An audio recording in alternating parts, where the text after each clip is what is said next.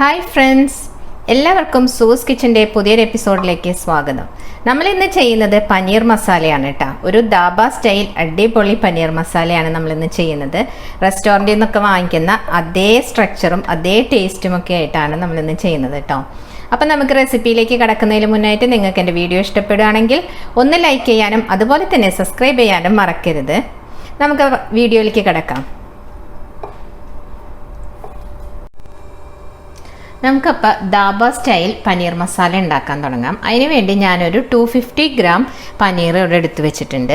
അതിലേക്ക് 1 ടീസ്പൂൺ മുളക് പൊടി, അതായത് നമ്മളെ നോർമൽ മുളക് പൊടി ഉണ്ടല്ലോ, അതിട്ട് കൊടുക്കാം.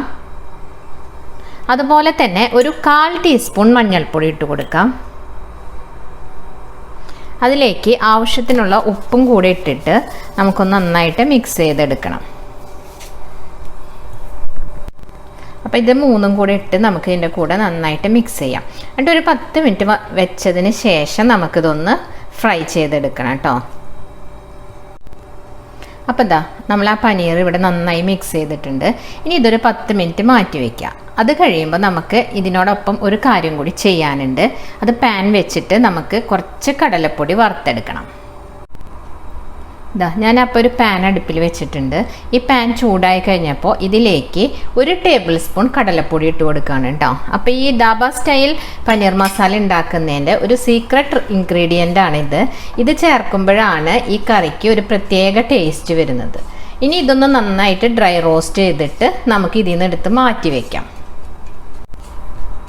ഇപ്പോൾ ഇതാ ഈ കടലപ്പൊടി മൂത്തിട്ട് നല്ല മണം വരുന്നുണ്ട് കേട്ടോ. ഈ സമയത്ത് ഞാൻ തീ ഓഫ് ചെയ്യാണ്. ഇതിൻ്റെ കളർ മാറാൻ പാടില്ല. എന്നിട്ട് ഇത് വേറെ പാത്രത്തിലേക്ക് മാറ്റി വയ്ക്കുക. ഇതിൽ തന്നെ വെച്ചാൽ ഇത് കരിഞ്ഞു പോവും. അപ്പോൾ ഞാൻ ഇതൊന്ന് മാറ്റട്ടെ കേട്ടോ. ഞാൻ ആ പാൻ തന്നെ ഒന്ന് തുടച്ചിട്ട് ഒന്ന് ചൂടായി കഴിഞ്ഞപ്പോൾ അതിലേക്ക് 1 ടീസ്പൂൺ ബട്ടർ ഇട്ട് കൊടുത്തിട്ടുണ്ട് കേട്ടോ. ഇതിൻ്റെ കൂടെ ഒരല്പം നമുക്ക് കുക്കിംഗ് ഓയിൽ, വെളിച്ചെണ്ണ ഒഴിക്കരുത്. ഇതിപ്പം ഞാൻ ഒഴിക്കുന്നത് സൺഫ്ലവർ ഓയിലാണ്. കുറച്ച് ഒഴിച്ചു കൊടുക്കാം. എന്നിട്ട് നമുക്ക് ആ മാരിനേറ്റ് ചെയ്ത് വെച്ച പനീർ ഉണ്ടല്ലോ, അത് ഇട്ട് കൊടുത്തിട്ട് ഒന്ന് ജസ്റ്റ് ഫ്രൈ ചെയ്തെടുക്കണം. അപ്പം ഇനി നമുക്ക് ആ പനീർ ഇട്ട് കൊടുക്കാം. അപ്പോൾ നമുക്ക് ആ പനീറെല്ലാം ഇതിലേക്ക് ഇട്ട് കൊടുക്കാം.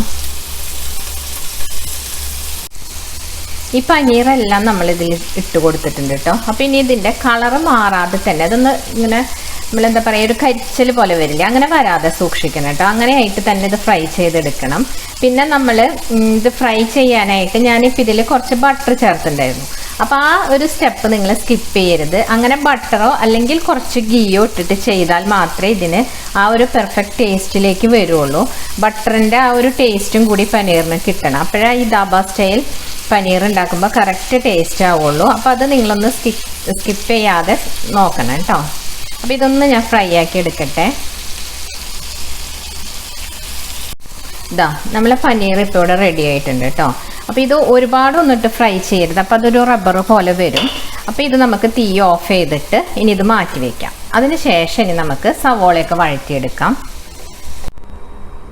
ഞാൻ വേറൊരു സോസ് പാൻ അടുപ്പിൽ വെച്ചിട്ട് അത് ചൂടായപ്പോൾ അതിലേക്ക് 1 സ്പൂൺ നെയ്യ് ഇട്ട് കൊടുത്തിട്ടുണ്ട് കേട്ടോ. അതിലേക്ക് ആവശ്യത്തിനുള്ള കുക്കിംഗ് ഓയിൽ ഒഴിച്ചു കൊടുക്കാം. അതിനുശേഷം നമുക്ക് 1/2 ടീസ്പൂൺ ജീരകം, ഇത് നമ്മൾ ഈ അവിയലിലൊക്കെ അരയ്ക്കുന്ന ജീരകം ഉണ്ടല്ലോ, അതാണ്. പിന്നെ ഒരു 3-4 ഗ്രാമ്പു, 2 ഏലക്കായ ഒന്ന് ജസ്റ്റ് ഒന്ന് കുത്തിയത് കേട്ടോ. ഇതൊരു ചെറിയ കഷ്ണം പട്ട. പിന്നെ ഇത് ഒരു സാജീരകം എന്ന് പറഞ്ഞിട്ട് കുഞ്ഞ് ഒരു ടൈപ്പ് ജീരകമില്ലേ, നമ്മൾ ഈ ഹൈദരാബാദി ബിരിയാണിയിലൊക്കെ ചേർക്കുന്ന ഈ ജീരകം കൂടെ, ഇതെല്ലാം കൂടി ഒരുമിച്ചിലേക്ക് ഇട്ട് കൊടുക്കാം. അതൊന്ന് പൊട്ടി വരുന്ന സമയത്ത് നമുക്ക് കുറച്ച് ഉണക്കമുളക് ഇട്ട് കൊടുക്കാം കേട്ടോ. ജീരകമൊക്കെ ഇവിടെ പൊട്ടി വന്നിട്ടുണ്ട്. ഈ സമയത്ത് ഒരു 4 വറ്റൽമുളക് ഞാൻ അതിലേക്ക് ഇട്ട് കൊടുക്കുകയാണ്. അതോടൊപ്പം തന്നെ 2 ബേലീഫ് ഇത് കേട്ടോ, 2 എണ്ണം കൂടി ഇട്ടിട്ട് ഒന്ന് നന്നായിട്ട് വഴറ്റാം. അത് മൂത്ത് വന്നപ്പോൾ ഞാൻ അരിഞ്ഞു വെച്ച സവോള ഉണ്ടല്ലോ, അതിട്ട് കൊടുക്കുകയാണ് കേട്ടോ.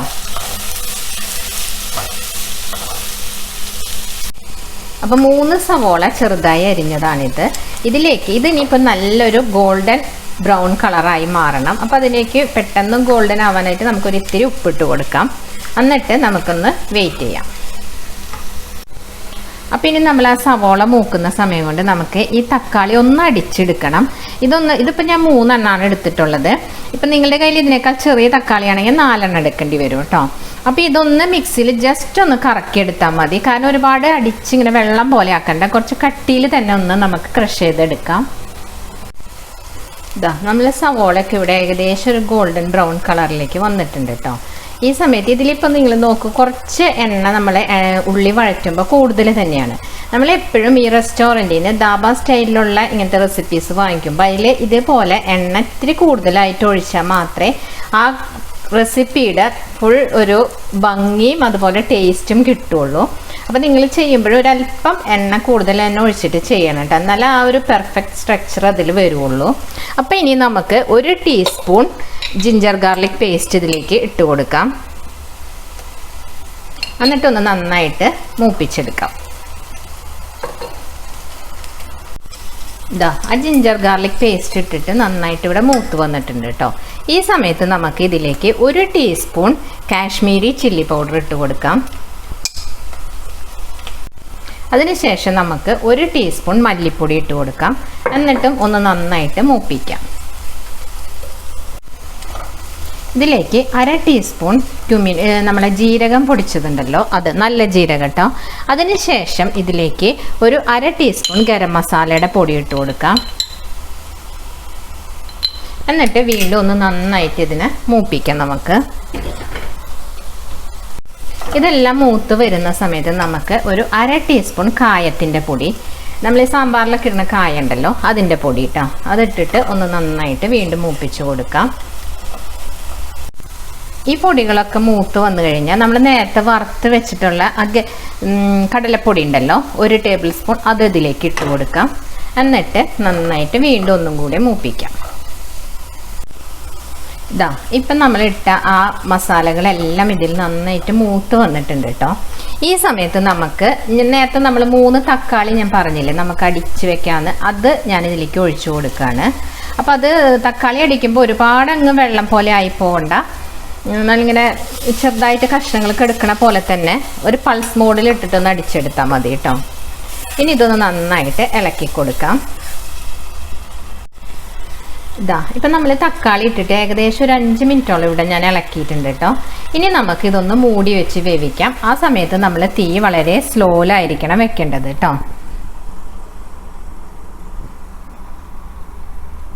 5 മിനിറ്റ് കഴിഞ്ഞിട്ടുണ്ട് കേട്ടോ. നമുക്ക് മൂടി ഒന്ന് ഓപ്പൺ ചെയ്ത് നോക്കാം. ഇതാ ഇതിലിപ്പോൾ എണ്ണയൊക്കെ തെളിഞ്ഞ് വന്നിട്ടുണ്ട് നന്നായിട്ട്. ഇനി ഇതിലേക്ക് നമുക്ക് ഒരു 3 ടേബിൾ സ്പൂൺ ഞാൻ തൈര് എടുത്ത് വെച്ചിട്ടുണ്ട് കേട്ടോ. കട്ട തൈരായിരുന്നു, അതും ജസ്റ്റ് ഒന്ന് സ്പൂൺ വെച്ച് ഇങ്ങനെ അടിച്ചിട്ട് ഇതിലേക്ക് ഒഴിച്ചു കൊടുക്കുകയാണ്. ഇതൊരു 3 ടേബിൾ സ്പൂൺ ഉണ്ട് കേട്ടോ. ഇനി ഇത് നന്നായിട്ട് തൈരിൻ്റെ കൂടെ ഇട്ട് മിക്സ് ചെയ്യാം. ഈ സമയത്ത് നമ്മൾ തീ ഒരു മീഡിയം ഫ്ലെയിമിലേക്ക് ആക്കിയതിന് ശേഷം നന്നായിട്ട് ഇളക്കി കൊടുക്കുക. ഇനി ഈ തൈരും ഈ മിക്സും കൂടെ ഇതിലേക്ക് ഇടുന്നിട്ട് ഇതിൽ നിന്ന് വീണ്ടും എണ്ണ ഇങ്ങനെ നന്നായിട്ട് തെളിഞ്ഞു വരും. അതുവരയ്ക്കും ഒന്ന് ഇളക്കി കൊടുക്കുക കേട്ടോ. അപ്പോൾ ഇതാ തൈരും കൂടെ ഇതിലേക്ക് ഇടുന്ന് നന്നായിട്ട് വറ്റി വന്നിട്ടുണ്ട് കേട്ടോ. ഈ സമയത്ത് ഇതാ കണ്ടോ ഇതിലെ എണ്ണയൊക്കെ തെളിഞ്ഞ് വന്നിട്ടുണ്ട്. ഈ സമയത്ത് നമുക്കിതിലേക്ക് ആവശ്യത്തിനുള്ള കുറച്ച് വെള്ളം ഒഴിച്ചു കൊടുക്കാം. അത് ഞാനിവിടെ തിളപ്പിച്ച വെള്ളമാണ് കേട്ടോ ഒഴിക്കുന്നത്.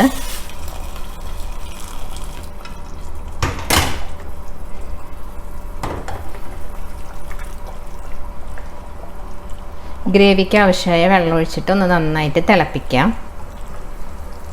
ഇതാ കറി ഇപ്പോൾ ഇവിടെ തിളച്ചുകൊണ്ടിരിക്കുന്നുണ്ട്. ഇതിലേക്ക് ഇത് കസൂരി മേത്തിയാണ് കേട്ടോ, ഉലുവേര ഉണക്കിയ ഇലയാണ് കസൂരി മേത്തി. ഇത് ഒന്ന് ഡ്രൈ റോസ്റ്റ് ചെയ്തിട്ടുണ്ട്, 1.5 ടേബിൾ സ്പൂണാണ് എടുത്തിട്ടുള്ളത്. എന്നിട്ട് ഇത് ഈ അരിപ്പയിലിട്ടിട്ട് നമുക്കിങ്ങനെ പതുക്കെ കൈകൊണ്ട് പൊടിച്ചു കൊടുക്കാം. അല്ലെങ്കിൽ ഇതിനകത്ത് ഇങ്ങനെയുള്ള ഈ കമ്പൊക്കെ ഉണ്ടാവും, ഇങ്ങനെ ചെറിയ ഇതൊക്കെ, അതൊക്കെ ഈ കറിയിൽ വീഴുമ്പോൾ നമുക്ക് കടിക്കാനൊക്കെ ബുദ്ധിമുട്ടാവും. അപ്പോൾ ഇതിങ്ങനെ ചെയ്ത് കഴിഞ്ഞാൽ കറക്റ്റായിട്ട് അതിൻ്റെ തരികൾ മാത്രമേ വീഴുള്ളൂ. ആ കസൂരി മേത്തിയും കൂടി ഇട്ടിട്ട് നമ്മൾ നന്നായിട്ട് ഇത് മിക്സ് ചെയ്തിട്ടുണ്ട്. അതിനുശേഷം നമ്മളിതൊന്ന് ചെക്ക് ചെയ്ത് നോക്കുക ഇതിൽ ഉപ്പൊക്കെ ഉണ്ടോ എന്നുള്ളത്. ഇല്ലെങ്കിൽ ഈ സമയത്ത് ഇട്ട് കൊടുക്കണം കേട്ടോ. അപ്പോൾ ഞാൻ ഈ സമയത്ത് ഉപ്പൊക്കെ ചെക്ക് ചെയ്തിട്ടുണ്ടായിരുന്നു കേട്ടോ. ഉപ്പ് കുറച്ച് കുറവുണ്ടായിരുന്നു, അപ്പോൾ അത് ഇട്ട് കൊടുത്തിട്ടുണ്ട്. ബാക്കിയെല്ലാം കറക്റ്റാണ്. അപ്പോൾ ഇതിലേക്ക് ഇതിൻ്റെ ടേസ്റ്റ് എല്ലാം ഒന്ന് കോമ്പൻസേറ്റ് ചെയ്യാൻ വേണ്ടിയിട്ട് ഒരു 1/2 ടീസ്പൂൺ പഞ്ചസാര ഇട്ട് കൊടുക്കുകയാണ്. ഇത് ഓപ്ഷണലാണ്, നിങ്ങൾക്ക് താല്പര്യം ഇല്ലെങ്കിൽ അത് സ്കിപ്പ് ചെയ്തോളൂ കേട്ടോ. ഇനി നമുക്ക് വറുത്ത് വെച്ച പനീർ ഉണ്ടല്ലോ, അത് ഇതിലേക്ക് ഇട്ട് കൊടുക്കാം. അപ്പോൾ ഇതാ ഞാൻ ആ പാനിൽ തന്നെ ഡയറക്റ്റ് ഇടുകയാണ്. അപ്പോൾ അതിൻ്റെ കൂടെ കുറച്ച് എണ്ണയൊക്കെ ഉണ്ടായിരുന്നു, അത് അങ്ങനെ തന്നെ ഇതിലേക്ക് ഇട്ട് കൊടുക്കണം കേട്ടോ. അപ്പോഴാണ് അതിൻ്റെ കറക്റ്റ് ടേസ്റ്റ് കിട്ടുള്ളൂ.